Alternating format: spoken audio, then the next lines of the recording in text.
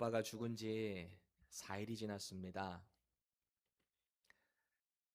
4일이 지나면은 썩은 냄새가 나죠. 더 이상 소망이 없다는 얘기입니다. 주님이 오신다는 소식을 듣고 이 마르다는 베다니로 들어오시기도 전에 그 앞까지 뛰어나갔을 겁니다. 왜요? 주님이 너무너무 보고 싶었을 거거든요. 그렇게 주님을 만났어요. 그리고 주님 앞에 엎드려서 하소연했습니다. 주님이 여기 계셨더라면 우리 오빠 안 죽었을 텐데요. 이렇게 말을 합니다.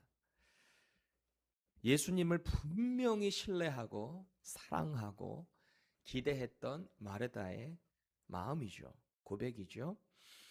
한 걸음 더 나아가서 마르다가 예수님 앞에 엄청난 믿음의 고백을 했습니다. 베드로가 했던 그 고백. 주님은 그리스도십니다. 하나님의 아들이십니다. 이런 엄청난 고백을 이 마르다가 했다는 겁니다. 메시아이신 예수님에게 이보다 큰 믿음의 고백이 어디 있어요? 주님이 이것보다 더 듣고 싶어 했던 말이 어디 있었겠습니까? 그 가이사랴 빌립보에서 베드로를 통해서 이 고백을 들었을 때도 예수님 뭐라 그러셨어요? 너무 기뻤어요. 요나의 아들 시몬아, 너의 고백이 참 맞다. 근데 그 고백은 네가 한 게 아니라 하늘에 계신 내 아버지가 내게 알려주신 거야. 믿음이란 게 그래요. 우리가 알아서 이해해서 고백하는 게 믿음이 아니에요. 근데 우리는 자꾸 착각한단 말이죠. 내가 가지고 있는 이 한계가 믿음의 끝인 것처럼 말이죠. 예수님께서 이런 위대한 믿음의 고백을 한 마르다에게 그 믿음이 좀 부족하다라는 겁니다. 예수님을 메시아로 하나님의 아들로 믿고 있지만 이 마르다의 믿음의 한계는 어디까지예요? 딱 죽은 나사로, 냄새나는 자기 오빠는 살아날 수 없다는데 미치고 맙니다. 거기까지만이에요. 당장 살아난다라는 믿음은 지금 마르다에게 없어요. 보세요. 마르다는 누구보다 예수님 사랑했어요. 지난번에도 제가 말씀드렸지만 이 마르다가 고백한 믿음은 주는 그리스도시요 살아계신 하나님의 아들입니다는 지금 예수님 딱 만나서 지금 고백한 게 아니에요. 이 믿음이 완료 시제라 그랬잖아요. 주님을 만났을 그때부터 말씀을 들었던 어떤 순간부터 지금까지 쭉 그 믿음은 진행되어 온 거예요. 흔들렸던 적이 없어요. 그러니까 얼마나 위대한 믿음이에요. 그런데 문제는 뭔가 그 믿음이 자기가 생각하는, 자기가 본, 자기가 경험한 그 안에까지만 머물러 있다라는 겁니다. 당시에 여러분 생각해 보세요. 예수님을 하나님의 아들이라고 고백하는 자체가 목숨 건 행동입니다. 특히 또 당시 유대 사회에서 여성의 사회적 지위는요, 카운트에도 안 들어갈 정도로 아주 바닥입니다. 2000년 전이에요. 그런데 이런 고백을 한다고요? 얼마 전에 예수님이 예루살렘 지역에서, 유대 지역에서 내가 바로 하나님의 아들이다, 하나님과 나는 같다라는 표현했다가 돌 맞으실 뻔했거든요. 그런데 지금 그 유대인들이 바라보고 있는 앞에서 예수님이 하나님의 아들이라고요? 그리스도라고요? 이 고백을 했다고요? 돌 맞아 죽을지도 몰라요. 이 얼마나 위대한 고백입니까? 이 여인에게 있어서 말이죠. 그럼에도 불구하고 이 마르다의 믿음은 현실이라는 한계 안에서만 믿고 있다라는 겁니다. 그게 믿음의 한계인 거예요. 이게 바로 저와 여러분들의 모습 아닐까요? 주님을 잘 믿는다고 하지만 언제나 현실의 한계 앞에서 내 믿음은 제한되고 있지 않습니까? 언제나 내가 아는 예수님, 내가 체험한 은혜만큼만 하나님의 능력을 제한하고 있지는 않습니까? 스스로 점검해 보셔야 돼요. 내가 보고 경험한 만큼만 믿는다는 건 정말 위험한 신앙생활입니다. 왜요? 왜일까요? 하나님은 우리가 보고 경험한 만큼만 제한되는 분이 아니시기 때문에 그래요. 우리가 체험하지 못한 놀라운 신비의 일들이 하나님의 나라에서 얼마나 많겠어요. 성령께서 우리에게 허락하시는 더 큰 위대한 파워풀한 그런 체험들이 얼마나 많겠어요. 근데 왜 우리는 자꾸 내가 본 만큼만, 내가 체험한 만큼만 하나님의 능력을 제한하는 걸까요? 우리는 종종 교회 안에서 이럴 때가 있거든요. 아, 저 사람 참 믿음이 좋아. 아, 저 사람 참 믿음이 커. 이거를 우리가 스스로 이렇게 메저링 할 때가 있어요. 그 크기를 말이죠. 대개 그 기준점을 보면 어떻게 되는가? 저 사람 기도를 얼마나 하지? 저 사람 새벽 기도 나오나? 저 사람 헌금 얼만큼 하지? 저 사람 옆 사람 얼마나 도와주지? 막 이런 것들. 우리 눈에 보이는 것만큼만 그 사람을 보고 그 믿음의 크기를 판단할 때가 있다라는 거예요. 혹은 저 사람 성경을 얼마나 많이 읽었지? 이런 것들. 우리 눈에 보이는 것들로만. 그런데 제가 여러분들께 질문 드릴게요. 과연 믿음이라는 것이 우리들의 눈에 보이는 만큼만 제한되는 걸까요? 여러분, 우리의 믿음의 크기를 뭐라고 우리가 메저링을 하게 될 때 내 믿음을 가장 정직하게 알 수 있는 사람은 누굴까요? 내 와이프일까요? 내 남편일까요? 나예요, 나. 내 자신이 내 믿음의 크기를 가장 잘 알아요. 솔직하게 말해서. 나 믿음 좋은 척하고 다닐 때 있지만 솔직히 스스로 제일 잘 알죠. 지금 저 제 얘기하고 있는 거예요. 믿음이 없어. 넘어질 때가 너무 많아. 인간적으로 판단할 때도 많아요. 그럴 때마다 우리는 우리를 누구보다 가장 잘 아시는 그 하나님 앞에 우리를 정직하게 내려놓을 필요가 있다라는 겁니다. 그래서 성경은 우리에게 이런 질문을 던지는 거예요. 나의 믿음이 얼마나 큰가 이것을 물어보는 게 아니에요. 성경은 우리에게 너 믿음 얼마나 커? 이걸 물어보는 게 아니라고요. 우리가 믿는 믿음의 대상인 그 주님이 얼마나 큰가? 그것을 우리에게 물어보고 있다라는 겁니다. 그걸 얼마만큼 내가 믿고 따르고 있는가? 주님이 얼마나 크신 분인가? 이걸 바로 아는 것으로부터, 그걸 바로 보는 것으로부터 우리의 신앙생활이 시작됩니다. 내가 아니에요. 주님이 누구신가? 이거를 바로 봐야 한다라는 겁니다. 얼마 전에 우리 4살 된 막내 아들이요. 평소에 저랑 이렇게 아내랑 같이 자요. 근데 그날따라 형들하고 같이 자겠대요. 옳았구나. 잘됐다. 그래 가라. 갔어요. 근데 하필이면 그날따라 thunderstorm thunder가 그냥 먹치기 시작하는 거예요. 쾅쾅쾅쾅 거리길래 제 마음에 어떤 마음이 들었을까요? 이것도 오겠구만. 아니나 다를까 조금 있으니까 아빠 무서워 이러고 저한테 왔어요. 그래 일로 와 막내를 이렇게 안아줬어요. 안아주니까 조금 있으니까 또 새근새근 또 자요. 여러분, 이 4살짜리 아이가 아빠한테 왔을 때, 안겼을 때 번개가 멈췄습니까? 천둥 번개 멈췄어요? 아니에요. 계속 와요. 계속 쿵쿵쾅쾅쾅쾅 해요. 근데 왜 얘는 자는 거예요? 확실한 믿음이 있는 거예요. 뭐예요? 아빠에게 안기면 안전하다. 바뀐 건 없어요. 근데 아빠에게 있으면 나는 평안하다. 이 확실한 믿음 아니에요? 이게 믿음의 크기라고요. 상황은 바뀌지 않았어요. 근데 나를 안아준 분이 누구인가? 이걸 바로 아는 것으로부터 우리의 믿음이 시작되더라라는 겁니다. 그래서 가만히 보면 우리 믿음은 나로부터 나오는 게 아니라 외부로부터 오잖아요, 다. 우리가 예수님을 믿게 된 그 믿음도 외부로부터 성령 하나님, 그분이 누구십니까? 하나님의 거룩하신 영, 예수님께서 우리에게 보혜사로 또 다른 보내주신 중보자, 그분이 성령님이잖아요. 그분이 우리를 예수님 믿게 해주셨잖아요.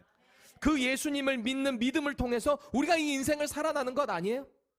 바뀌어진 건 하나도 없어요. 근데 예수님을 믿는 믿음이 있으니까 흔들림이 없더라라는 겁니다. 이게 믿음이에요.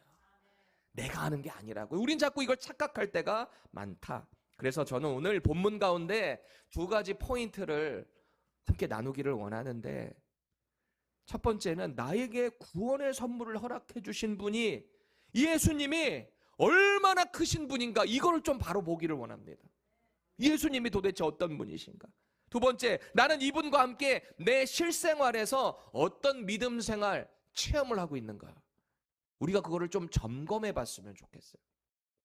밋밋한 신앙생활 말고 이 예수님과 함께 나는 얼마나 파워풀한 신앙생활을 하고 있는가, 이걸 점검해 보시자고요. 그래서 말씀 가운데 분명한 은혜도 있고 믿음의 도전이 있게 되기를 주님의 이름으로 축원합니다. 첫 번째, 예수님은요 어떤 분이신가? 이분은 우리를 먼저 부르시는 분이세요. 우리가 먼저 간 게 아니에요. 주님이 우리에게 먼저 찾아오셨다고요. 우리를 먼저 부르셨다라는 겁니다. 28절 보세요. 생동감을 살려서 세 번역으로 제가 읽어드립니다. 이렇게 말한 뒤에 마르다는 가서 그 자매 마리아를 불러서 가만히 말하였다. 선생님께서 와 계시는데 너를 부르신다 그래요. 이게 너무 평서문처럼 기록이 되어 있지만 긴박한 상황이에요. 마르다가 먼저 주님을 만났어요. 근데 집에서 만난 게 아니라 아직 배단이 고을 들어오는 그 입구에서 만났단 말이에요. 아직 주님이 안까지 들어오시지 않았어요. 그렇게 마르다가 주님을 경험하고 나서 집으로 냅다 달린 거 아니겠습니까? 집에 있는 여동생 마리아에게 급하게 말하고 있는 거예요. 야, 우리 주님 오셨어. 예수님 오셨어. 그 주님이 너를 부르셔. 이렇게 말했습니다. 여러분 가만히 생각을 해보세요. 마르다랑 그 대화가 끝났어요. 그러면 자연스럽게 마르다랑 같이 집으로 가셔야 되잖아요. 근데 여러분 30절 보세요. 예수는 아직 마을로 들어오지 아니하시고 마르다가 맞이했던 곳에 그대로 계시더라. 그대로 계세요. 아니 같이 집으로 가셔야지 왜 거기에 그대로 계시는 걸까요? 기다림의 미학이라고 할까요? 나사로가 죽을 때까지 이틀 더 기다리시다가 오셨죠. 그리고 오늘 마리아를 만나기도 전에 또 기다리고 계세요. 왜 그러시는 걸까요? 이 복음서에 나오는 예수님의 그 행동 하나하나를 살펴보면 다 의도가 있어요.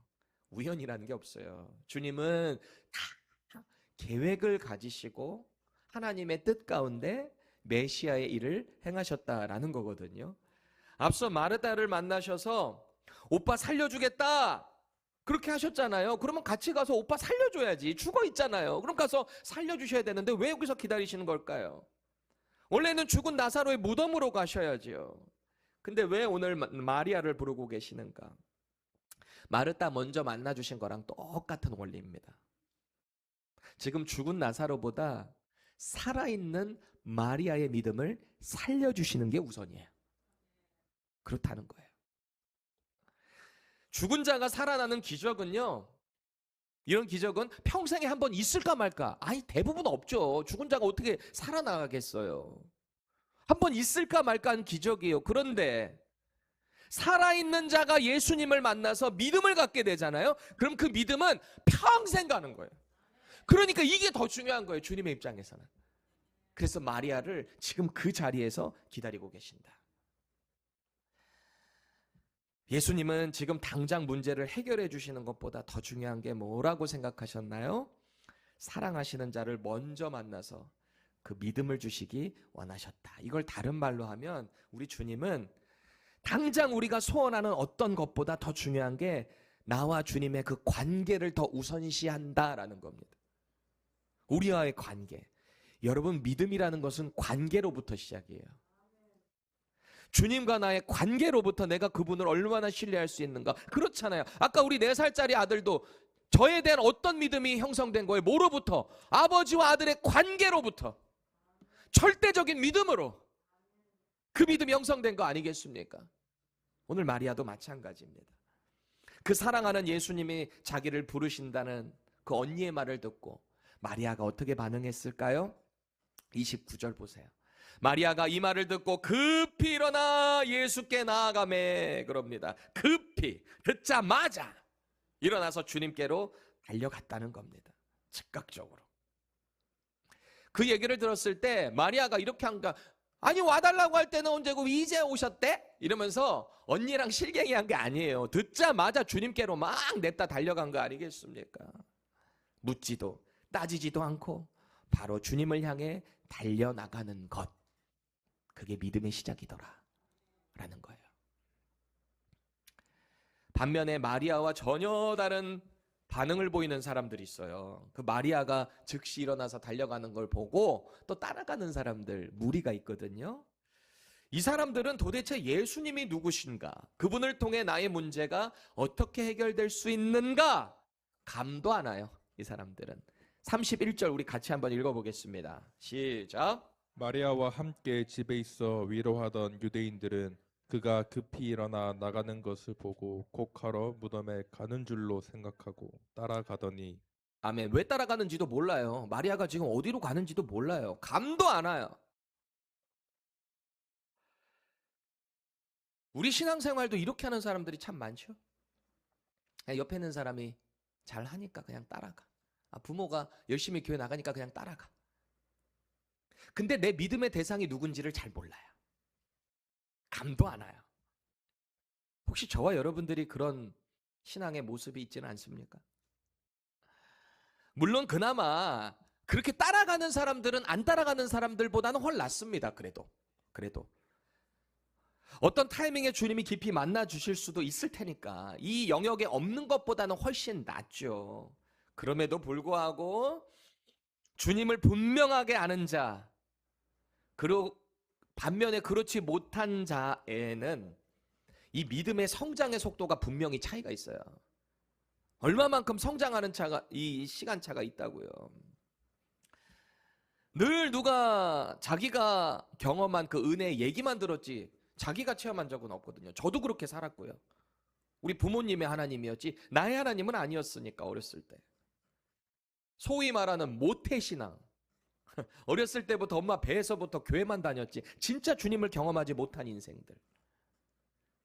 개인적인 관계라고요. 주님이 만나주시고 주님을 바로 경험해야 그때부터 믿음이 성장하는 거거든요.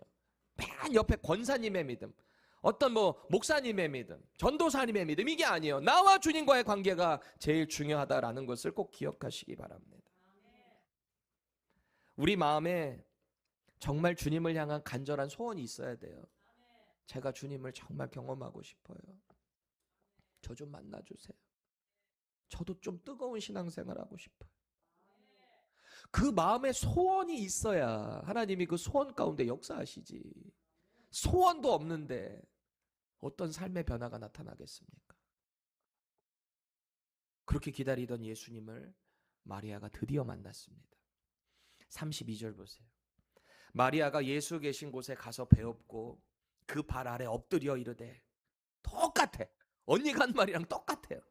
주께서 여기 계셨더라면 내 오라버니가 죽지 아니하였겠나이다. 그래요.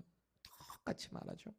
마리아도 주님을 얼마나 사랑하고 의지했는가, 이것을 이 말에서부터 볼 수 있습니다. 이건 믿음이 없어서 예수님을 향해서 이게 막 블레임하는 게 아니라 그랬잖아요. 정말 주님을 의지했기 때문에 나오는 표현이다라고 했잖아요. 마르다도 마리아도 둘 다 예수님이 누구신지 분명히 알고 있어요. 아마 마리아도 그리스도, 하나님의 아들이라는 것을 믿고 있었을지 모르겠습니다. 그러니까 그렇게 집에서 예수님의 발치에 앉아서 말씀을 열심히 들었을 거 아니에요. 그 값비싼 향유를 예수님의 머리 위에 부었던 여인이 바로 이 마리아 아니겠습니까? 위대한 믿음의 여인. 그런데 그 믿음에도 한계가 있더라. 마리아도. 둘 다 자기들이 아는 한도 내에서 예수님의 능력을 제한하고 있습니다.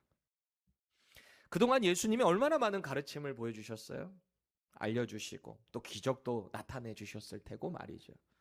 베다니에서 그렇게 많은 교제를 했으니까 누구보다도 더 가까이 예수님을 알았을 거 아니에요. 그런데도 이렇게 깨닫지 못하고 이 나사로 살리는 거 일이겠습니까, 예수님께? 근데 여전히 깨닫지 못해요. 주님이 여기 계셨어야 됐는데 안 계셔서 죽었잖아요. 그 다음 게 없어. 믿음의 소망이 없어. 그냥 주님 앞에 매달릴 뿐입니다. 물론 그것도 귀한 믿음이긴 해요. 근데 주님이 요구하시는 더 큰 믿음이 있단 말이에요, 지금 이 상황에서. 예수님의 입장에서는 좀 답답하실 수도 있었을 겁니다. 야, 너 언니도 그렇게 못 알아차리는데 너도 여전히 그렇구나. 질책하시지 않아요. 답답하셨을 텐데 뭐라고 하지 않으세요. 예수님은 당신께서 원하시는 그 믿음에 못 미친다고 우리를 질책하시지 않아요. 정말이에요. 오히려 그 믿음을 더 깊은 자리로 인도해 주시는 분이 우리 예수님이다. 우리를 구원해 주신 주님이시다라는 거예요. 여러분, 베드로의 경우만 해도 우리 너무너무 잘 알잖아요. 그렇게 주님을 잘 따르겠다. 내가 주님이 죽는데 내가 대신 죽겠다. 나 거기 다 따라가겠다. 절대 저는 배신할 일 없습니다. 주님 절대 부인하지 않겠습니다. 웬걸요? 3번이나 부인하잖아요. 그냥 부인하는 정도가 아니라 저주해버렸잖아요. 그 예수를 저주했다고요. 그렇게 수제자였던 베드로가 말이죠. 부활하신 예수님이 옛 생활로 돌아간 그 베드로를 찾아오셨잖아요. 질문하시죠. 우리 너무나 잘 아는 이야기잖아요. 뭐라 그러세요? 내가 나를 사랑하느냐? 너 그렇게 믿음의 고백을 했었는데 봐, 요나의 아들 시몬아, 내가 나를 사랑하냐? 베드로가 뭐라 그래요? 그럼요. 네, 사랑합니다. 또 물어보세요. 내가 나를 사랑하냐? 내 양을 치라. 또 물어보세요. 베드로야, 내가 나를 사랑하냐? 너무 답답했겠지, 베드로도. 자기 진짜 사랑하는데 예수님 계속 물어보시니까. 주님이 아십니다. 내 양을 먹이라. 예수님은 실패보다 사람을 먼저 보세요. 베드로는 실패한 거거든요. 완전 믿음에 실패해요. 루저예요, 루저. 그렇게 열심히 주님 따르겠다고 해놓고 이 얼마나 창피한 일이에요. 가장 앞장섰던 베드로가 예수님을 배신을 했으니까 말이죠. 그런데 예수님은 그 실패한 베드로의 인생을 찾아오셔서 믿음을 다시 세워주시는 거예요. 믿음을. 저 같았으면은 그렇게 배신한 베드로에게 너희 내가 그럴 줄 알았어. 내가 너 예언했지. 조심하라고 했잖아. 왜 똑같이 넘어져? 마지막 기회 준다. 이럴지도 모르죠. 저는. 예수님은 그걸 질책하지 않으셨다고요. 실패할 것도 알고 계셨고 실패한 실패한 베드로를 예수님 찾아가셔서 다시 일으켜 세워주셨다라는 것 아니겠습니까? 꼭 기억하세요. 예수님은 완전한 사람을 부르시는 게 아니에요. 예수님의 제자들 보세요. 완전한 사람들이 어디 있어요? 다 어디에 하자가 있잖아요. 믿음의 하자가 있던가, 눈이 안 보이거나, 귀신 들렸거나, 이런 사람들 만나주시잖아요. 죄인 만나주시고. 우리 다 그렇게 부름받은 사람들이에요. 그냥 우리끼리 있다 보니까 나 좀 믿음 있지 자꾸 이렇게 누구 무시하고 그러는 건데 하나님의 입장에서 볼 때는 우리 다 똑같은 죄인이었다고요. 용서받은 죄인이 된 것뿐이에요. 우리 정말 착각하지 맙시다. 옆 사람 보면서 한마디 해보세요. 우리 착각하지 맙시다. 한번 해보세요. 착각하지 맙시다. 하나님이 우리를 사랑하세요. 연약한 우리를 불러주셨어요. 연약하십니까? 주님이 일으켜 세워주실 거예요. 두 번째, 예수님은 우리의 아픔을 가장 깊이 아시는 분이세요. 우리의 아픔, 우리가 뭘 고통스러워하는지, 뭘 가장 슬퍼하는지를 가장 깊이 아신다고요. 35절 보세요. 예수께서 눈물을 흘리시더라. 그 하나님의 아들이 우셨대요. 저는 이 장면을 묵상할 때마다 참 마음이 짠해요. 아니, 하나님의 아들이 왜 우셨을까? 이런 생각이 듭니다. 마리아가 왜 그곳을 간지도 모르고 따라온 사람들이 그 현장을 또 봤잖아요. 눈으로 봤잖아요. 예수님 우는 걸 봤잖아요. 그리고 뭐라 그래요? 진짜 나사로를 많이 사랑하셨구나. 이렇게 깨닫습니다. 왜? 본 게 운 거밖에 없으니까. 예수님이 왜 우시는지에 대한 건 잘 몰라. 근데 우시니까. 그렇게 생각한 사람이 있는 반면에 또 어떤 사람들은 그 현장을 보고 뭐라 그래요? 야, 눈먼 사람들을, 눈먼 맹인을 고쳐주신 저 예수가 나사로를 죽지 않게는 할 수 없었나 보지? 이런 식으로 또 비아냥거립니다. 이게 우리예요. 똑같은 거를 봐도 생각하는 게 달라요. 우리 안에 어떤 생각이 있느냐에 따라서 본 거에 대한 해석이 달라진다고요. 그게 우리 믿음의 한계예요. 아닙니까? 예수님은 왜 이 현장에서 마리아도 울고 마르다도 울고 현장에 있는 사람들이 우는 걸 보며 왜 예수님은 우셨을까요? 예수님은 분명히 나사로 살리실 거거든요. 본인 스스로도 알고 계세요. 이제 살리실 거 아세요. 그러면 안 우셔도 되는 거잖아요. 근데 왜 우셨던 걸까요? 당신께서 이 나사로 오빠를 살려주면 마르다 마리아 할 거 없이 그곳에 모인 사람들이 다 기뻐할 것도 알고 계세요. 슬픔이 변해서 기쁨이 될 것도 주님은 다 알고 계신다고요. 근데 왜 예수님은 지금 울고 계시냐고요. 왜? 앞선 33절 보세요.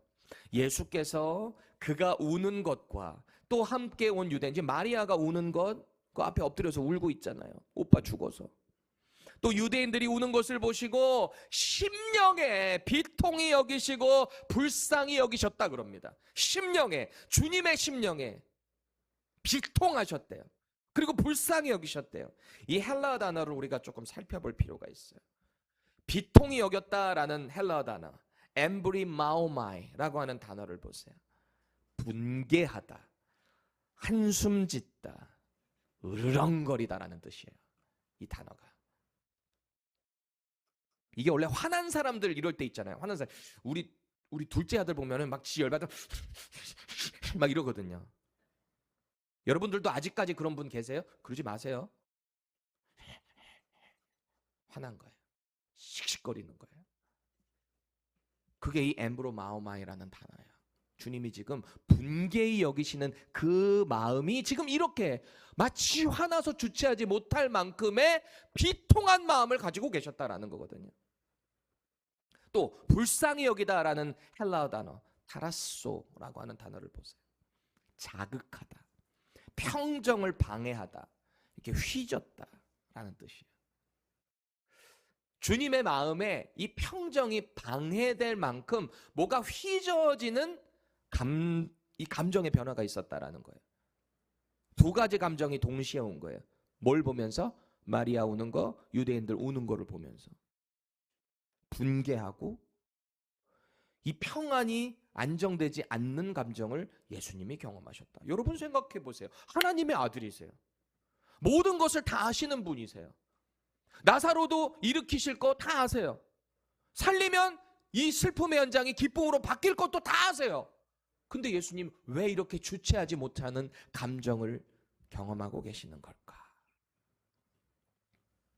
지금 예수님은요, 깊은 탄식, 분노가 담긴 눈물을 흘리고 계세요. 왠지 아세요? 이 분노는 뭘 향한 분노일까요? 으르렁거리는 이 분노, 뭘 향한 분개하는 마음일까요?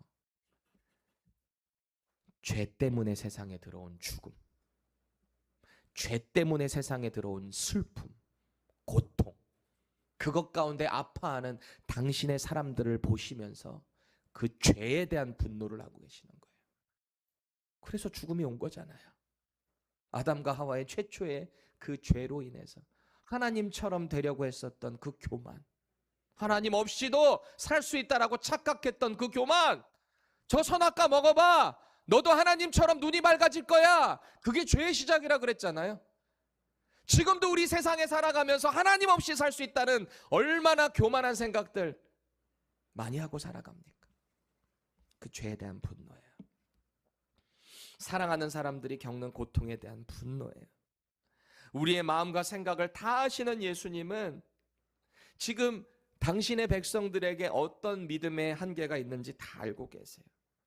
그리고 그 한계가 그들을 얼마나 아프게 하고 슬프게 하는지를 다 알고 계세요. 그래서 예수님은 그 고통을 그대로 받고 느끼고 계시는 거예요. 동정하고 계신다고요. 당신의 백성들을. 죄는 미워하시지만 아파하고 있는 당신의 사람들과 함께 같이 울고 계신다라는 겁니다. 짠하지 않습니까? 감동적이지 않습니까? 예수님은 왜 이 베단이라는 곳을 자주 가셨을까요? 제가 서두에 많이 설명드렸었죠. 베단이라는 이름의 뜻 베트가 히브리어로 집이잖아요. 고통받는 자의 집, 가난한 사람들의 집, 소외받는 사람들의 집. 그곳을 주님은 자주 가셨어요. 그들과 함께 하셨어요. 왜요? 주님은 그런 사람들을 위해 이 땅에 오셨기 때문이죠. 우리와 함께 하시는 분이세요. 지금 하나님의 아들 메시아는 이 고통과 절망의 장소에 찾아오셨어요. 그리고 고통받는 자들과 함께 울고 계신다. 이게 엄청난 감동적인 장면입니다. 그래서 히브리서 기자가 이 예수님이 누구신가? 그분은 대제사장이시다. 그분은 이렇게 크신 분이다. 이런 얘기를 하면서 우리에게 너무 유명한 위로의 말씀을 주고 있습니다. 히브리서 4장 15절 같이 한번 읽습니다. 시작. 제가 읽어드릴게요. 우리에게 있는 대제사장은 우리의 연약함을 동정하지 못하실 이가 아니요 모든 일에 우리와 똑같이 시험을 받으신 이로되 죄는 없으시니라. 아멘. 이 장면 꼭 넣어놔주세요. PPT에 2부 예배 때도 할 수 있도록. 이 히브리서 4장 15절에 보면은 동정이라는 단어가 나와요. 동정해 준다는 말이에요. 저 헬라 단어가 쉼파테오라고 하는 단어인데요. 동일한 감정을 가지다. 왜? 우리가 중보기도도 이런 개념이거든요. 내가 저 사람을 위해서 같은 마음을 가지고 기도하는 게 중보기도입니다. 암 걸린 우리 교회 환우를 위해서 기도를 할 때 같은 아픔의 심정을 가지고 기도해 주는 게 중보기도예요. 왜? 우리 예수님께서 우리를 위해 중보해 주셨다라고 하죠. 죽을 수밖에 없었던 저와 여러분들의 그 죄를 대신 지시고 당신이 세상에서 가장 악한 죄인으로 십자가에 달려 죽으신 거예요. 왜? 우리를 동정하시기 위해. 공감하신 거예요. 오늘 주님은 이 마음을 가지고 울어주시는 거예요. 이 쉼파테오라고 하는 헬라어 단어에서 셈파타이스라고 하는 영어 단어가 그대로 온 거예요. 2011년에 개봉한 소울 서퍼라는 영화가 있어요. 이 제 인생 영화 중에 하나입니다. 안 보신 분 있으면 꼭 한번 보세요. 소울 서퍼. PPT에 없나요? 이것도 준비해 주세요. 이 스토리를 보면은 실제 트루 스토리입니다. 2003년도에 하와이, 우리 또 오하이에서 오신 분들 계신데 하와이에서 서퍼로 있었던 10대 여자아이 베서니 해밀턴이라는 자매가 있습니다. 이 여자아이가 아주 나름대로 실력이 있고 유망주예요. 서핑하는 거 이렇게 바다 위에서 슉 파도 타는 거 있잖아요. 공교롭게도 이 여인이 어떤 사고를 당하게 되는데 그 사고가 있기 전에 교회에서 미션 트립을 가기 위해 가겠다고 이제 사인업을 한 거예요, 이 자매가. 그런데 마침 또 공교로운 그 타이밍에 좋은 회사에서 스폰서를 해주겠다고. 네가 조금 더 잘하고 모델 같은 것도 하고 그거 하면 좋겠다라고 하니까 이 미션 트립을 준비하려다가 이 세상의 유혹 가운데 따라가게 됩니다. 그래서 미션 트립을 못 따라가요. 근데 그 대회를 앞두고 연습을 하다가 상어가 나타나서 팔 하나를 물어갑니다. 팔 하나를 잃어요, 이 여자애가. 그 아픔을 경험하고 나서 이제 미션 트립을 갔다가 돌아왔을 거 아니에요. 안타까워하죠, 당연히. 그런데 누군가는 뒤에서 이런 말을 할 겁니다. 미션 트립 따라갔으면 사고 안 당했을 텐데. 누군가는 또 이랬을 수 있죠. 하나님이 심판하셨어. 우리 말이라고는 쉽게 하지만 여러분, 우리 정말 그렇게 말하면 안 돼요. 우리가 왜 하나님의 자리에 앉아서 누군가를 심판하고 정죄합니까? 하나님의 뜻은 누구도 알지 못해요. 이 베더니가 그 사고를 당하고 나서 엄청나게 절망을 경험합니다. 왜? 유망주가 돼서 좀 있으면 엄청난 또 스폰드 받고 유명할 수 있는 기회가 있었는데 이놈의 사고 때문에 상어에게 팔을 잃어버렸으니 서퍼로서 인생 끝난 거 아니에요? 이 두 팔로 해가지고 중심을 잡아야 되는데 올라가서 중심을 잡아야 하는데 한 팔이 없으니까 이 밸런스를 맞출 수 있겠냐고요. 절망합니다. 아마 죽고 싶었을 겁니다. 왜? 그녀에게 이 서핑은 인생의 전부였으니까. 그런 상태에서 교회를 가요. 교회에 가서 엉엉엉엉 울어요. 엉엉엉 울어. 유스 담당자였던 미니스터가 이후에 이 해밀턴을 만납니다. 뭐라고 말했을까요? 야, 괜찮아. 아예 한 팔 잃을 수도 있는 거지. 하나님께서 이걸 통해서 너를 더 크게 쓰실 거야. 뭐 이렇게 말했을까요? 아마 그렇게 됐으면 뛰쳐나갔을 겁니다. 왜? 그 선생님도 팔이 그럼 하나가 없어야지. 자기도 공감하지 못하는 상태에서 뭘 안다고 그런 말을 하겠어요. 이 여인이 뭐라고 얘기했는지 알아요? 이 유스 담당 리더가 안아주더라고. 그냥 안고 같이 울더라고. 나도 하나님의 뜻이 어디 있는지는 모르겠다. 우리 같이 알아가 보자. 엉엉 울어. 둘이 붙잡고 계속 울어가지. 그렇게 이 여인이 회복되기 시작하더라. 가족이 안아주고 같이 울어주고 응원해주고 온 교회가 같이 응원하고 안아주고 울어주고 그렇게 2년을 열심히 재활을 하는데요. 이 베더니가 2003년도에 그 사고를 당했거든요. 근데 2005년에 전국 서핑 챔피언십 18세 이하 대회 나가서요. 우승합니다. 또 2014년도에 프로 무대에서도 우승을 차지합니다. 그리고 2017년 서퍼 명예의 전당, Surfers Hall of Fame 여기에 올라갑니다. 기적이지 않습니까? 한 팔이 없는 여인이 가서 그런 대단한 기적을 경험하게 되는 거죠. 제가 가만히 생각을 해보니까 이 베더니가 회복되는 과정에서 누가 막 조언해줘서 그가 그렇게 된 게 아니더라고요.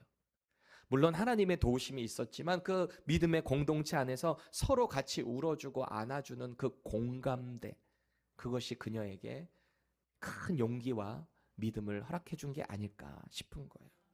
오늘 말씀을 제가 이렇게 준비를 하면서 오늘 예수님께서 그 죽음의 현장에서 슬픔의 현장에서 울어주시고 안아주시는 그들의 믿음을 키워주시는 그 모습과 저는 딱 오버랩이 되는 거예요. 여러분, 오늘 본문에는 아직 나사로가 살아나는 기적은 나오지 않아요. 나사로의 죽음도 무덤도 그대로 남아있어요. 변한 거는 없어요. 여전히 아파요. 현실이 바뀐 건 없어요. 그런데 바뀐 것이 딱 하나가 있습니다. 분명하게 달라진 것이 하나 있습니다. 그게 뭘까요? 이 슬픔과 고통의 장소에 부활이고 생명 되시는 예수님이 찾아오셨다는 거예요. 이게 가장 큰 변화입니다. 그래서 오늘 사도 요한은 이 사건을 기록을 하면서 저와 여러분들에게 이렇게 말하는 겁니다. 기적보다 먼저 예수님을 봐라. 부활보다 먼저 부활이고 생명 되시는 그 예수님을 바라봐라. 능력보다 먼저 능력의 주인이신 그 예수님을 봐라. 오늘 말씀은 우리에게 이렇게 도전하고 있습니다. 꼭 기억하세요. 우리의 믿음은 문제가 해결되는 것을 보는 것만이 믿음이 아니에요. 문제가 해결 안 될 수 있어요. 여전히 아플 수 있어요. 답답할 수 있어요. 무덤이 열려야 소망이 생기는 게 아닙니다. 예수님은 오시는 즉시, 그분이 내 안에 들어오는 즉시 우리의 삶에 소망이 생긴다라는 것을 믿으셔야 돼요. 당장 기적이 나타나야 평안하게 되는 게 아니에요. 주님이 내 안에 들어오시는 순간, 그분이 나와 함께 하시는 순간 그 샬롬이 우리 가운데 임한다는 사실을 믿으시기 바랍니다. 사랑하는 여러분, 우리 삶에는 여전히 닫혀있는 무덤이 많아요. 절망적인 무덤이 많아요. 도저히 해결 안 되는 무덤들이 많이 있습니다. 여전히 절망적이고 답답한 상황이 우리의 믿음을 이렇게 짓누를 때가 많아요. 그럼에도 불구하고 말씀을 의지하셔야 돼요. 우리 인생의 절망인 이 죽음을 해결해 주신 분이 누구예요? 바로 저 십자가에서 죽으신 예수님이세요. 하나님의 아들이세요. 그분이 내 안에 주인으로 탁 들어오실 때, 우리 인생의 주인이신 예수님이 나와 함께 하실 때 우리가 지금 경험하는 그 어떤 정신적인 고통, 슬픔 이런 거 다 싹 사라진다는 거예요. 상황은 달라진 게 없어요. 그런데 예수님이 나와 함께 하시기 때문에 모든 일이 다 해결이 된다고요. 이거를 믿으셔야 돼요. 그래서 성경은 이 말을 하는 거예요. 예수님이 이 땅에 오시는 순간 하나님의 나라가 임했다. 하나님의 나라는 내가 죽어서만 가는 곳이 아니에요. 예수님이 나와 함께 하시기 때문에 내 삶에, 지금 나의 모든 현장에 하나님의 나라가 실현되는 거예요. 그 나라를 경험하면서 살아가는 것입니다. 인생의 문제 앞에서 내가 예상되는 것만 자꾸 보려고 하지 마세요. 우리 시선을 믿음의 주요, 온전하신 예수님께 돌려야 합니다. 주님은 당장의 기적보다 오늘도 우리를 먼저 부르시는 거예요. 내 딸아, 내 사랑하는 아들아, 인생의 고통 가운데 슬퍼하지 말고 나를 봐라. 내가 너를 불렀다. 내가 너와 함께한다. 이 세상의 그 누구보다 내가 너의 아픔을 가장 잘 안다. 나와 함께하지 않겠니? 이 믿음 가지고 우리 정말 파워풀한 신앙생활 하기를 주님의 이름으로 축원합니다.